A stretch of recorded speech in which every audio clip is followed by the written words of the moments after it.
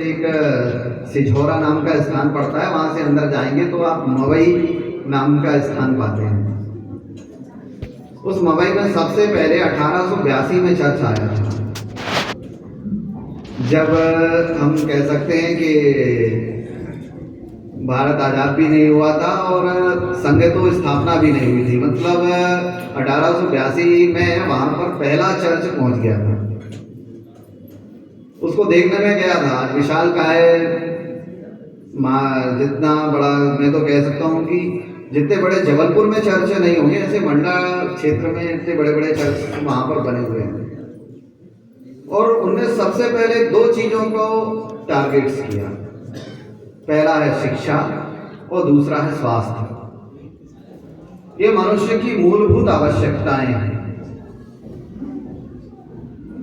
और जिसको शिक्षा मिलेगी, स्वास्थ्य मिलेगी, उसको अगर आप कुछ भी कहोगे वो मानेगा। विद्या भारती की जब स्थापना हुई तो विद्या भारती की स्थापना के बाद सबसे पहले इसी बात पर विचार हुआ कि ये जो हमारा जो सुदूरांचल क्षेत्र है, इस सुदूरांचल क्षेत्र में कहीं ना कहीं शिक्षा उपलब्ध होना चाहिए। इसलिए जनजातीय क्षेत्र की शिक्षा शुरू हुई और इस मंडला डिंडोरी क्षेत्र में सर्वाधिक मात्रा में अपने जो वन टीचर स्कूल्स हैं वो चलते हैं। आप सबकी जानकारी के लिए बताएं, आज से लगभग 10-12 साल पहले जब जनगणना हुई थी तो जनगणना में एक कॉलम होता है ORP। उस ORP कॉलम में लगभग 82,000 लोगों ने अदर रिलीजन्स पर टिक किया था। अदर रिलीजन्स मतलब होता है वो हिंदू नहीं है। तब वो ध्यान में आया वहां जो जनगणना करने वाले अधिकारी थे कि आखिरकार ये क्या मामला है, ये अदर। उन्होंने कहा कि जो ईसाई बनने की प्रक्रिया में होते हैं तो अदर रिलीजन्स पर टिक कर दे। हम सब अगर देखेंगे तो हम नॉर्थ ईस्ट को देखते हैं। हमारा सिक्किम में जो 7 सिस्टर राज्य कहलाते हैं, आसाम, मिजोरम, मणिपुर, नागालैंड, त्रिपुरा, ये सारा जो 7 सिस्टर्स एरिया है, ये सारा कभी जनजातीय क्षेत्र था और जनजातीय बहुल्य क्षेत्र था। लेकिन कभी कहीं पर वहां पर वो क्रिश्चियनिटी नहीं थी, लेकिन धीरे धीरे करके वहां पर आज हम जानते हैं कि 80% से ज्यादा क्रिश्चियनिटी है। उस क्षेत्रों में सबसे पहले अगर कोई कॉलम भरा गया था तो ORP भरते हैं।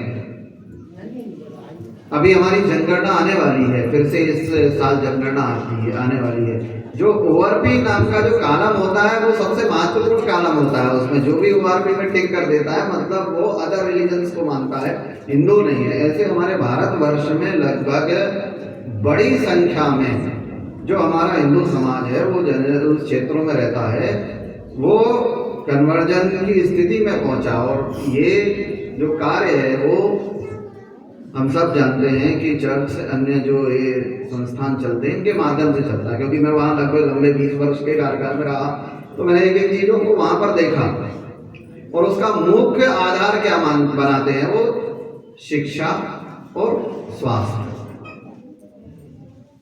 विद्या भारती पूरे देश भर में इस कार्य को लेकर के चलती है।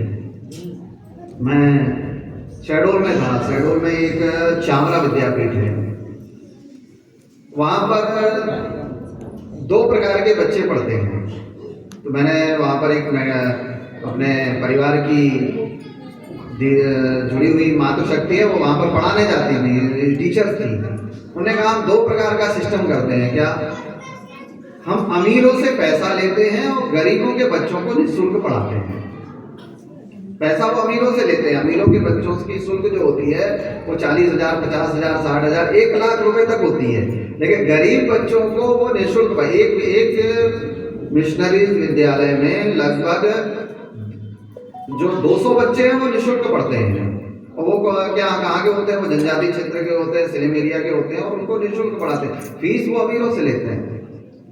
और धीरे धीरे करके वही बच्चे फिर आगे जाकर के वो हिंदू धर्म से कन्वर्टेड होते हैं और वो क्रिश्चियन बनते हैं। भारत में कोई भी क्रिश्चियन बाहर से नहीं आया, वो हमारा हिंदू समाज ही है। वो हिंदू समाज कन्वर्टेड होकर के क्रिश्चियन बना है। आज पूरे भारतवर्ष में लगभग 6.5 लाख से 6.5 करोड़ से ज़्यादा क्रिश्चियनिटी है, लेकिन कोई भी क्रिश्चियन बाहर से नहीं आया। वो हमारा हिंदू समाज ही, जो हमारा भोला वाला समाज है, वो परिवर्तन होकर बना।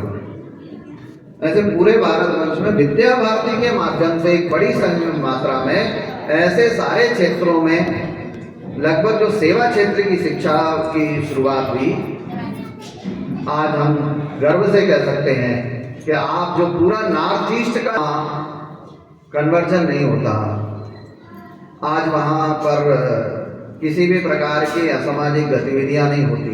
उसका कारण है कि विद्या भारती के जो एकल विद्यालय, जनजाति क्षेत्र के विद्यालय हम सब प्रांतों के सहयोग से शुरू हुए, उसके कारण आज पूरे नॉर्थ ईस्ट में आप देखते हैं आज वहाँ पर उनकी स्थिति ऐसी हो गई कि प्रतिदिन हजारों लोग जो कभी हमसे बिछड़ गए थे, हमसे चले गए थे, वो वापस आ रहे हैं। वो कहलाती है सेवा क्षेत्र की शिक्षा। हम